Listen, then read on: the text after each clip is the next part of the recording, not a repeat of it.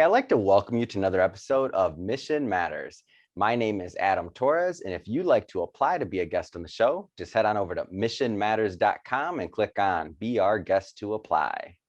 All right, so today I have Suzanne Ogle on the line, and she's president and CEO over at Southern Gas Association. Suzanne, welcome to the show. Hey, Adam, thanks for having me on. I'm really excited to be here, specifically around where we can talk about our mission. So thank you. Oh man, Suzanne. So I've been looking forward to this interview. I mean, I intend on learning a lot from you. I know our guest will also, and some of the things that we'll talk about and that I'm excited to get into is really just talking about the industry and the energy industry overall, talking about maybe some of the myths that are out there, and also you have a very unique vantage point being the CEO over at Southern Gas Association, which we'll also talk about the organization, its history, its lineage. I mean, so you see things in a very unique way. So I'm excited to get your ideas on, what's next, the future of things. But maybe just to get us started, let's start at the beginning. So how did you get involved, or how did you get on this path in energy? Like, was it something you always wanted to do, or like, how'd that happen? Yeah, the beginning might be a long time ago since I'm getting into middle age plus, right? But so my journey into the energy industry was very unusual. I grew up in California. My father was a pilot. My mother was an art director. So a career in energy never even on my radar. In 1987, I completed my master's degree and I moved to Houston, Texas, a place I had wanted to live forever because my dad had lived out there, and I just accidentally ended up in the industry. But as soon as I landed there, I knew that was my passion, that was my purpose, that was my ideal career. No second guessing for me at all. And there were really a lot of reasons for that, including the people. The people that work in this industry are probably some of the finest, most hardworking, humble people in the world that just go quietly about making the quality of life good and delivering energy to people. And then I think really importantly, that the industry and the people in it demonstrated qualities like innovation and collaboration and a growth mindset, and all that really resonated with me. I would say that by nature, I'm a learner. So I got a lot of degrees along the way. I worked in each segment of the industry, which is kind of unusual. So I worked in downstream, upstream, and midstream. And I'm sure you're going to probably ask me about that. But then I also, I'm accredited in public relations and in investor relations. And those last two are really fundamental to my belief that communication and dialogue are the key to solving big problems. So Suzanne, you mentioned something. You said you mentioned the people that work in the energy industry, and I know originally your original plan wasn't necessarily to work in the energy industry. You just wanted to go to Houston, right? But I think the industry as a whole, I mean, it's a great place to be, great place to work. I mean, what kind of advice would you give to maybe some of the people that are watching now, if they're, they might be just starting out, just getting out of college, or they might even be further along in their career and maybe they're thinking about a career change. Like, what's your advice or thoughts on getting into the energy industry? Yeah, that's a great question, Adam. I mean, today the energy industry really finds itself in an incredibly exciting position.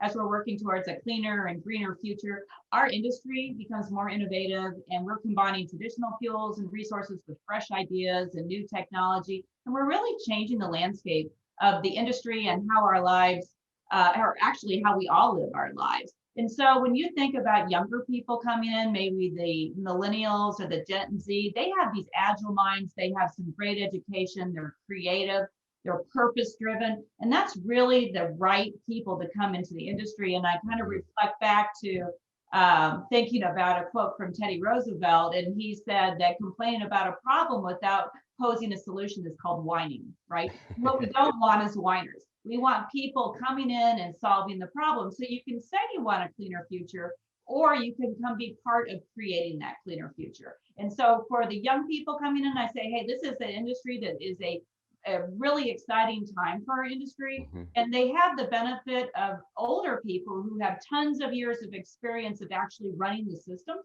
And I know we'll talk a little bit about energy in a minute, but it's a very complicated, intertwined system. So a lot of people come at it from a very simplified approach, and they don't understand why this easy solution won't work. And so I would say to anybody who's thinking about it, come bring your best ideas. You're going to be wanted and rewarded for those. I love it. I mean, it sounds great. And I think another thing that we should go and talk about more is just what makes up the energy industry overall? Because we hear this term, and obviously I don't have the background. Many people watching don't, and maybe most of our branding has been done. I mean, you're from California, from Hollywood, right? So if you're thinking about like movies, or when you think about energy or oil, you're thinking oil fields, or what you've seen in movies, because you've probably never been to one or seen anything like it. So I mean, let's talk a little bit more just about some of the components that make up the energy industry overall. Yeah, yeah, you're right. I'm from Southern California. Unless you're from the Bakersfield area, you probably aren't that aware, although there is some production in Southern California. And I think it's really a great point of clarification, Adam. The energy sector, it's large, it's all-encompassing term, and it describes a very complex and interrelated network of companies that are directly and indirectly involved in powering our life and our economy. And as you said, if you watch movies, you get a very one-sided view of that. It's very stereotypical. So when I say energy industry, I'm talking about the totality of all the companies that are involved in the supply of energy, whether it's thermal or whether it's renewable. Now, sometimes you hear them categorized into terms like upstream, midstream, downstream. Those are essentially different positions in the supply chain, like start, middle, finish, right? So if you think about the different aspects, well, energy equipment and service companies, they span the entire supply chain. Exploration and production is a term somebody might hear, and that's essentially first in the line of the supply chain. And we call that upstream, meaning it starts to flow. And then you have refining, marketing, storage, transportation. They're all in the middle. So logically, we call that midstream. And then you have distribution, and you have chemicals, and you have refining. And those are part of what we call downstream, meaning that's post-production activities. And they're really involved in making other products out of the fuel source and distributing that product.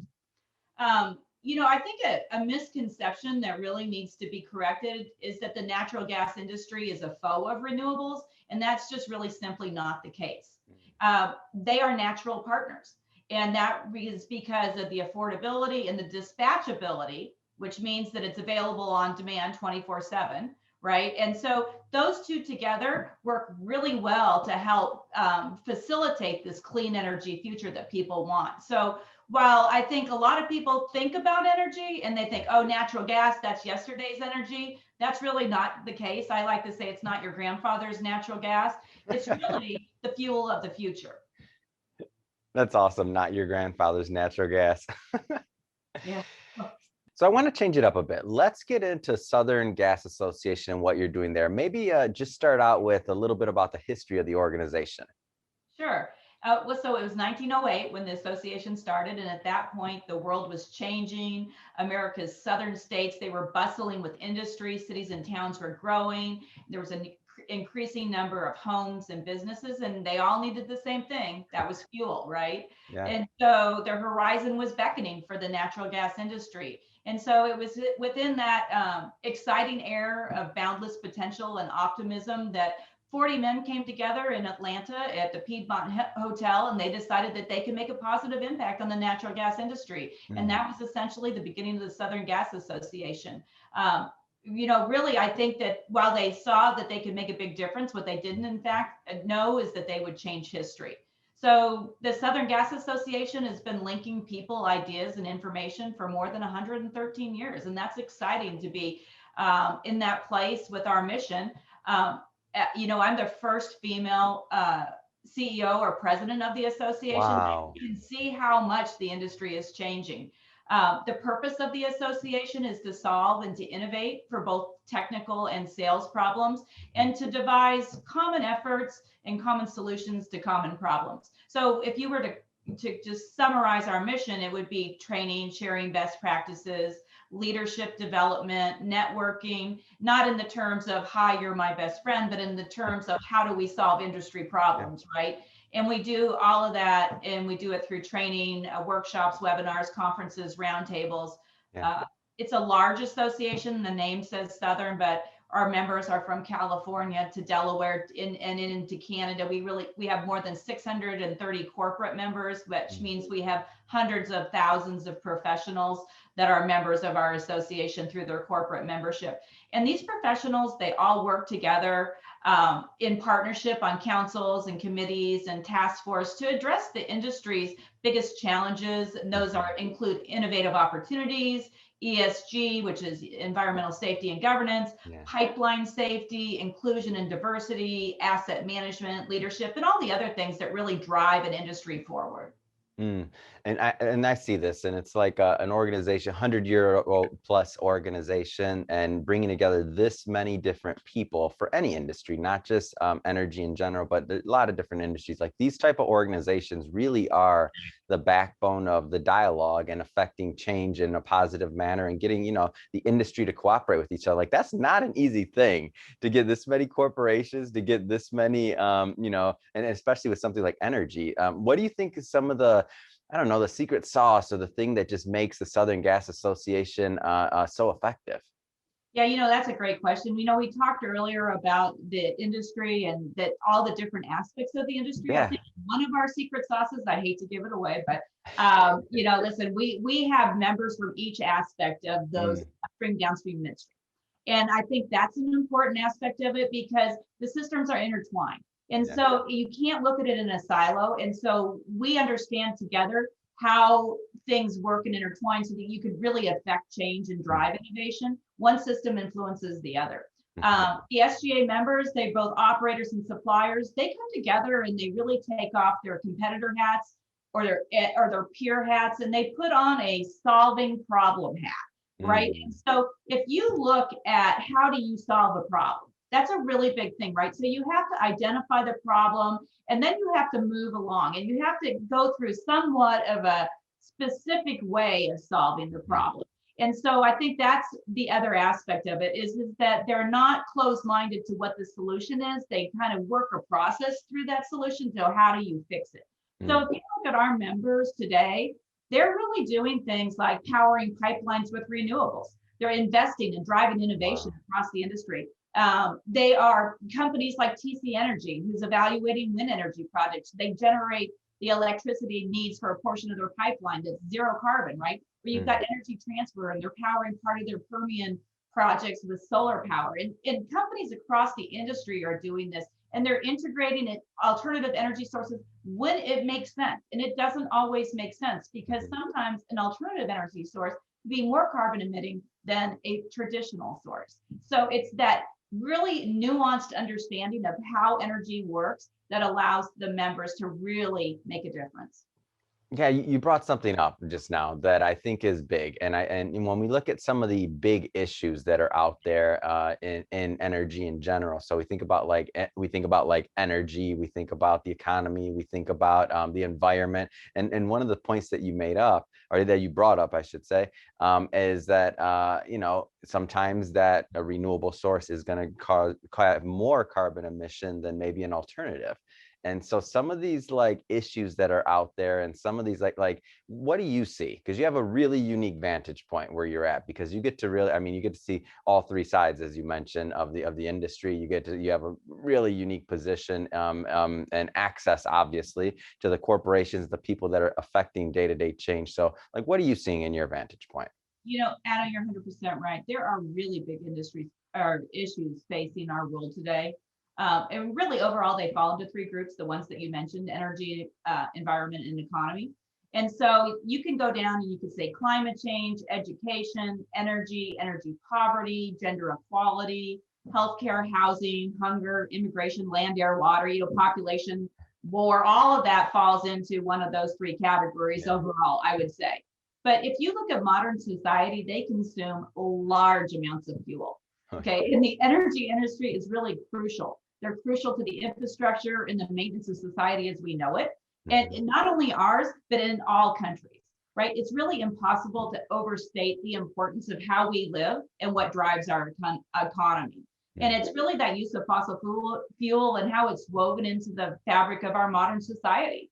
Like we know about industrial use and we know about our houses, but it also includes other things like ventilators and medicine, what we use to save life, artificial limbs, soaps, shoes, your laptop that we're filming this on, right? Yeah. Your iPhone, your tires, so that you can get to work. And so, I mean, so many of the things that we use every day are derived from oil and natural gas. And so, when you're talking about a transition, you have to be cognizant of what does that mean, because you cannot make all those products with a renewable energy source. That's the actual physical product that's making that, right?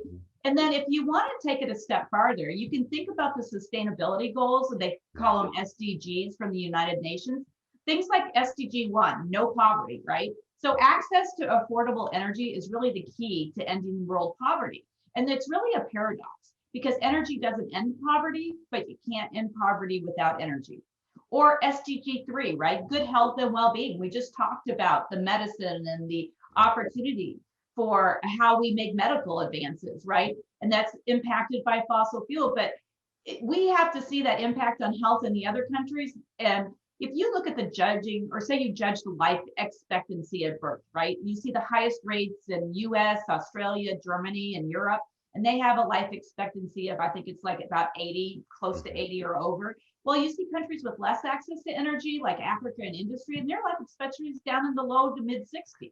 Yeah. So that's an impact, right? You can go on, I mean, you can go on through any of these SDGs and you can see that natural gas is really the cornerstone of how do you make this, whether it's 4 quality education, or 7 of affordable and clean energy. And that really speaks to energy justice and making sure that everybody has equal access. And you don't want something to be that's regressive, or even climate action, because fuel switching from coal, which is a more carbon intensive fuel, to natural gas has driven down emissions tremendously while the world is growing. But you can talk about all that, and I'm going to tell you that, you know, still we have 1 billion people in the world that don't have access to any of this. So I'm sitting here in my house, and it's hard to be prescriptive about a solution for the rest of the world when they are just looking to have something very basic.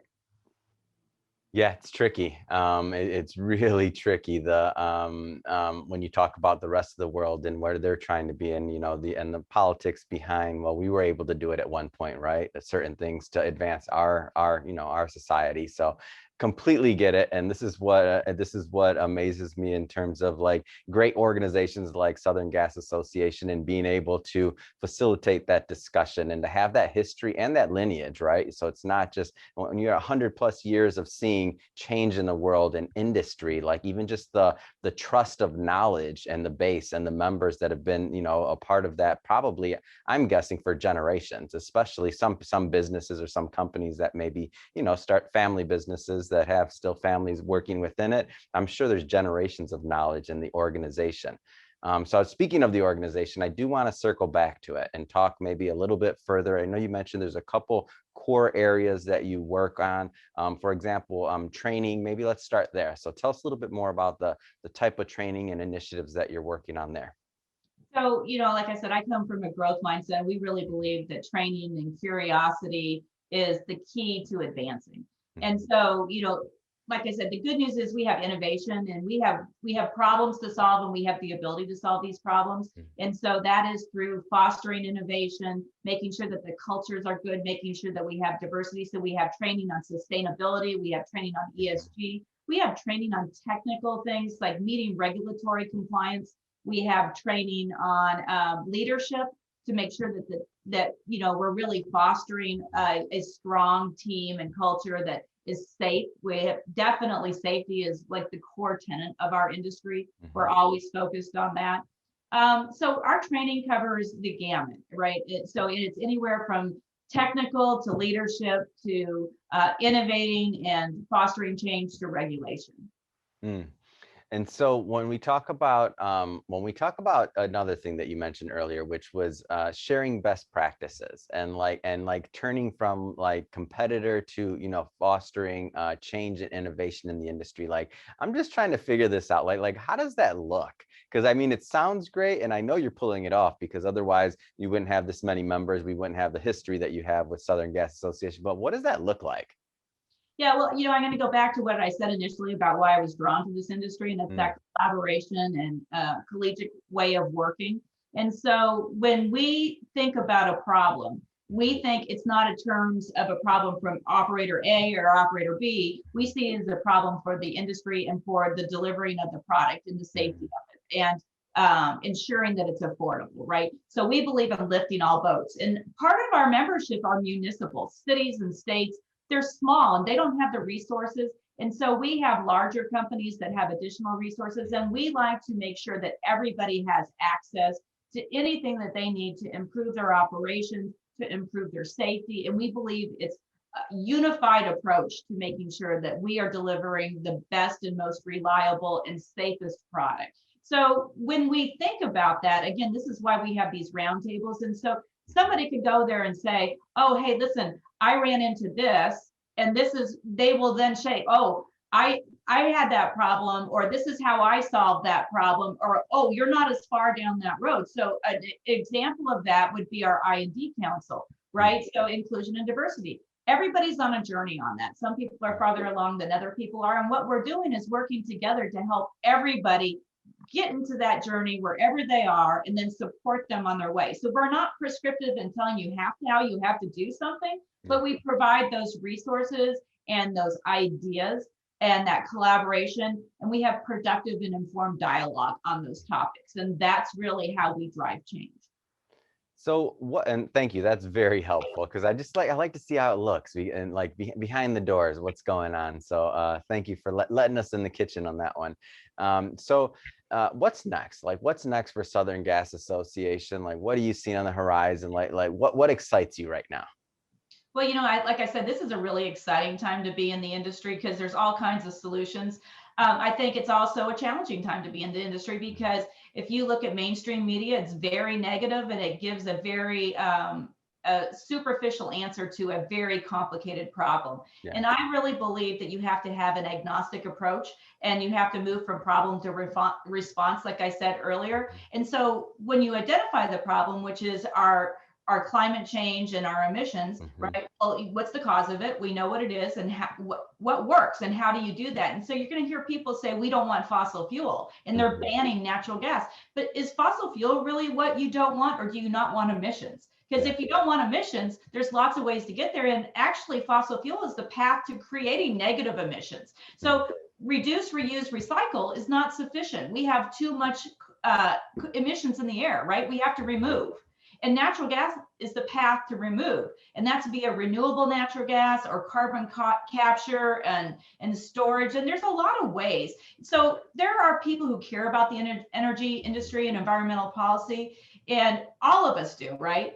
But they have a bad habit sometimes of talking in a lazy, maybe rhetorical way, and they refer to energy issues as if they were fuel issues. Yeah. And so like from natural gas to solar or coal or uranium, or, people have developed this kind of shorthand where they use words to describe a whole fuel chain. And that language is really dangerous. Yeah. What matters is efficiency, fuel agnostic efficiency applied equally to every possible fuel chain that we know, not because efficiency is the alternative to any given fuel source, because any other energy policy is really ultimately unsustainable. So while there's a growing demand for energy, we're going to need to meet it with an all of the above approach. And so that's why I'm so excited about where the industry is going, because we are creating that all of the above approach. We are not all of our eggs in one basket. It provides affordability, it provides reliability, it provides energy security, it gives energy justice. I mean, it just is, if you look at it from a very much more comprehensive instead of an emotional or a fear-based approach, it really is an exciting time to be in the industry. Man, you have me all excited over here, Suzanne. I'm like, hey, this is good. Like, come on, tell me more. Well, like I said, I really appreciate the opportunity to talk with you, Adam, because like I said, if you listen to mainstream media, it's a very slanted and not a full rounded view of what the case is. And so it's important that we expand that energy conversation and we really think about what are we trying to solve for. Yeah, I circle back to, this is why an organization like Southern Gas Association is so important, like not just to the energy industry, but to facilitating really the dialogue and having the other side of the conversation, and not necessarily just somebody that most of the media and the things that come out, it's not from an organization or someone that 100+ years been working in the industry, knows the in and outs, have all the constituents and the different sides of the dialogue, working towards a common goal or common goals. I mean, so I think it's great what you're doing over there. I also think it's so progressive that you're the first woman CEO over there. I'm like, oh man, I mean, it's just an amazing thing. Like how does that feel to be like pioneering there? Well, I mean, everybody else pioneered. I just was the lucky one that got in the seat, right? I mean, listen, I think it's a very progressive association Mhm. in terms of they want to move forward. And that is why you look at this and you see, while there were a ton of men historically in the industry, these men were embracing and facilitating, right? So Yeah. you have to really give credit to people who didn't see a difference. They Mhm. saw they wanted the best person for the position. And so that's while I prepared myself for it, it was their open mindedness and their progressiveness that Mhm. allowed it to happen. So I think this kudos really goes to our board and to the industry as a whole that embraces change and embraces solutions. Yeah, I completely agree with you. And the one thing I will throw out there, though, as you mentioned earlier, that we're all in our different sides of the path, and D&I and diversity and inclusion and what that looks like. And I mean, and this is just a testament to it, to showing it. It's one thing to say it, but then to see things happen. And of course, wanting the best person for the job, regardless of what they are. But I just think it's great. It's a great testament, and I'm happy to have you on the show today. That being said, so Suzanne, if somebody wants to follow up and they want to learn more about Southern Gas Association or trends, or just follow the work in general, I mean, and hear that other part of the dialogue, I mean, what's the best way for them to do that?